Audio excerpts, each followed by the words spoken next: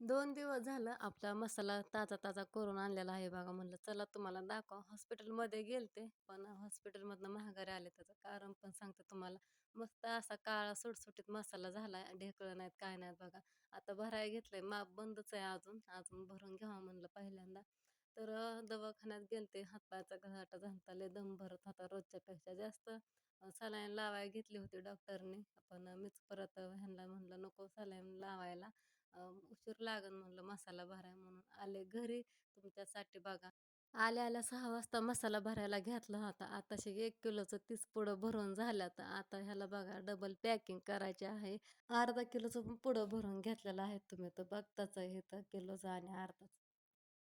रात्री सलाईन लावायची गरज होती. इतकं महत्त्वाचं होतं, पण त्यातनंही मी कॅन्सल केलं आणि बघा तुमच्या खातीर मी आले घरी. तुम्हाला मसाला उशिरा पोहोचेल त्याच्यामुळं तुमचं मन नाराज व्हायला नको म्हणून आले आपलं मसाला भरण्यासाठी घरी.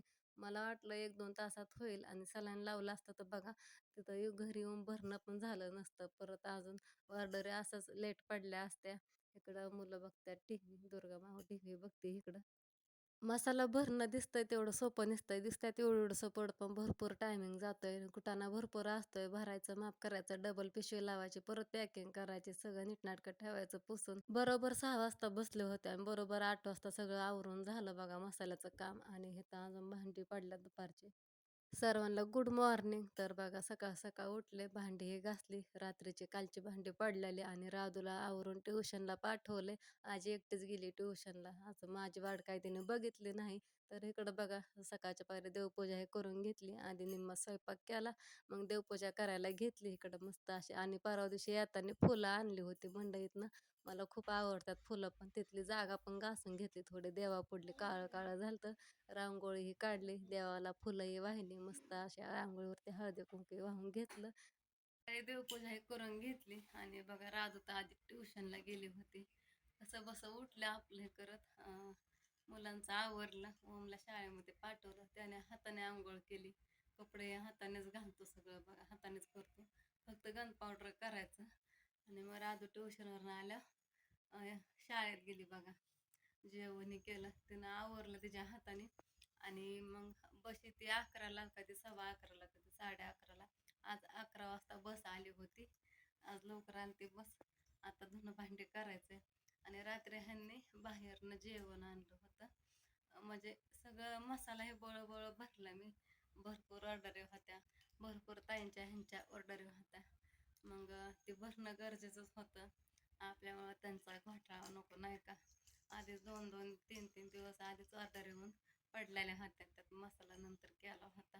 पहिला मसाला संपला आपला आणि हा दुसरा केलेला. तर हा पण संपत आला. एकच पुडा राहिलाय.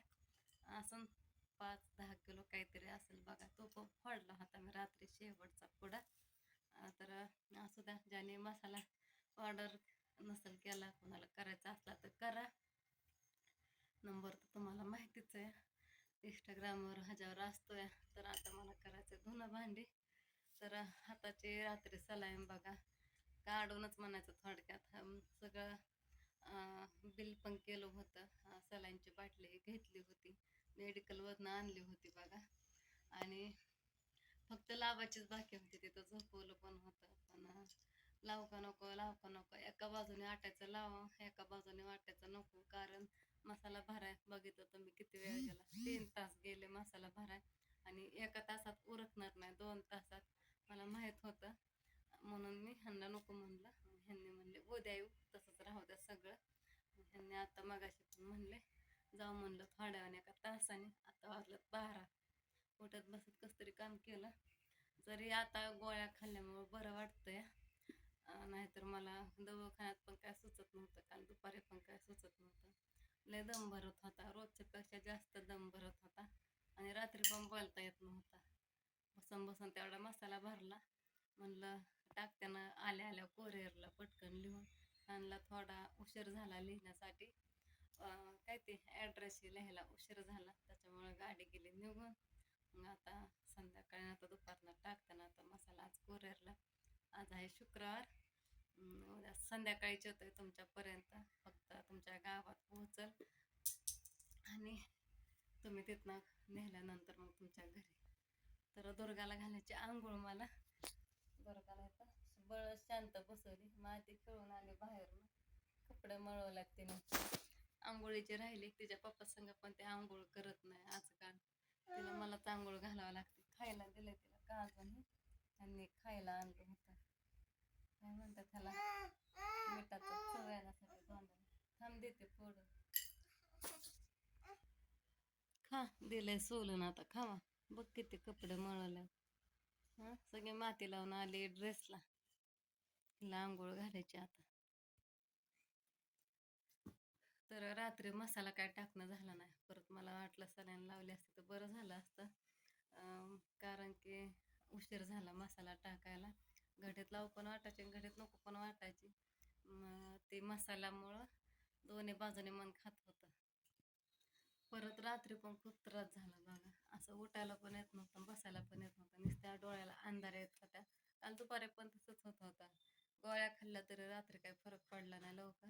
परत अजून गोळ्या खाल्ल्या, बरं वाटायला लागलं जरा. पण पाय काय घरटायचं राहिला. असं उभा राहावं वाटाणा झालंय. एवढी कणकणी भरली होती अंगात. थोडं होतं तरच गोळी खाल्ली असते एखादी तर बरं वाटलं असतं. लय झालंय जास्त, भाडे होते म्हणून बसलाय. दिला होता की तुला खायला मी. काय देऊ?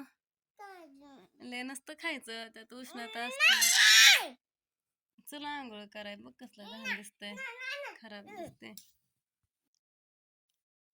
तर दिलं बघा ह्याला काजू 2-4 खायला. आता नुसती ओरडली असते मोठ्या मोठ्याने. तर रात्री ह्यांनी जेवण आणलं होतं बाहेरनं. तरी पण मी म्हणलं होतं मी करते भात बीत काहीतरी थोडंसं, मग उभा राहा वाटत नव्हतं. तरी पण मला काय ह्यांनी करून दिलं नाही. आणलं राधूने सगळ्यांना जेवणही वाढलं आणि मग सगळ्यांनी जेवणही केले. परत मी पण तिला वाढून लागितलं. ओमने जेवण झालं, पसारा आवरला. त्याला पण लय माया आहे बघा. मनानेच त्याला नको म्हणलं तरी पसारा आवरला. सगळ्या भाज्या एकत्र केल्या डब्यात त्याने.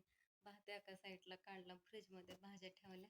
परत मी सगळं नीट ठेवलं. मग त्याने ठेवलं होतं पण एक पातेलं एकदा लय कडला ठेवलं होतं, सांडायला लागलं होतं. पडलं असतं, दारू पडलं असतं फ्रीजचं तर. परत नीटनाटकं ठेवलं. परत मग त्याने झाडून घेतलं, भांडी उचलली नको म्हणलं तरी.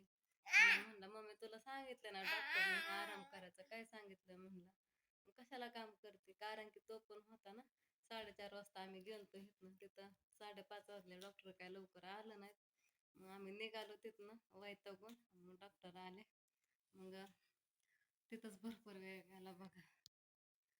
त्याला मी अधूनमधून खवळते बाबा, ओमने लय वैताग दिला. आणि अशा टायमाला तो पण लय माया करतो, काम पण करतो मनानेच. नको म्हणलं तर झाडून काढतो, भांडी उचलतो, जेवलेले हे पसारा आवरतो. आणि राधू मला शाळेत जाताना म्हणते, मम्मी काम करू नको बरं का, भांडी मी घासते आल्यावर, फरशा पण पुसते म्हणली, तू पुसू नको म्हणली फरशा.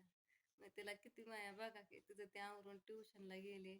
रोज मी तिला सोडायला जात होते. आज मी आंघोळीला गेलते, मला उशीर झाला आंघोळ करायला, त्याच्यामुळं ती एकटीच गेली. चल म्हणली होती सोडा, येते म्हणलं मी, पण तिला लई उशीर व्हायला लागला. 8 वाजल्या होत्या. मग एकटीच गेली ती. मग असं द्या, ती पण गेली शाळेत.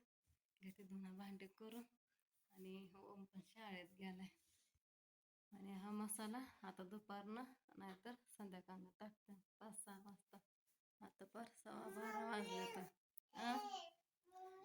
3 तास गेलं ह्याला, 2-2.5 तास. चला आंघोळ करायला.